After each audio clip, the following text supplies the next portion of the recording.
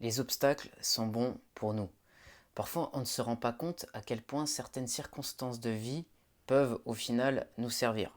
C'est comme s'il y avait un paradoxe. On a l'impression que c'est vraiment quelque chose qu'on n'a pas envie de vivre, c'est pas quelque chose qui va nous aider, et au final, avec le temps, on se rend compte que, on est devenu plus expérimenté, on s'est renforcé mentalement. Dans cette vidéo, j'aimerais t'apporter un nouveau moyen de voir les obstacles. Si tu veux améliorer ton mental pour être plus performant, tu peux t'abonner à cette chaîne et activer la petite clochette pour ne rien louper. Ce que je voulais te partager aujourd'hui dans cette vidéo, c'est plutôt un encouragement à aller au-delà des obstacles que tu vas rencontrer.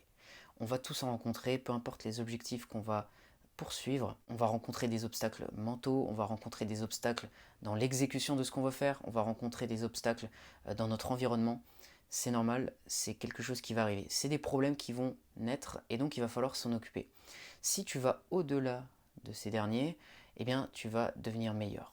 Par exemple, si tu es dans une entreprise et que c'est une période de rush extrêmement intense, tu dois par exemple assurer les livraisons et c'est une période où tout le monde demande des livraisons, tous les clients sont là à t'appeler et tu dois gérer cette période critique.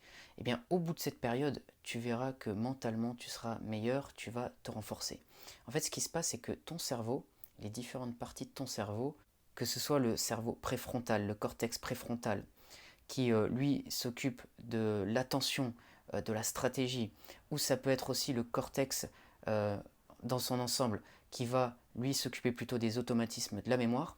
En fait, ton cerveau, ces différentes parties de ton cerveau vont commencer à reconnaître ces situations et tu vas devenir un peu plus familier avec ça. Donc ça va te servir de vivre ce genre d'expérience, ces obstacles. Donc il ne faut pas les rejeter en bloc et se dire j'ai pas envie de vivre ça, c'est pas quelque chose qui est bon pour moi.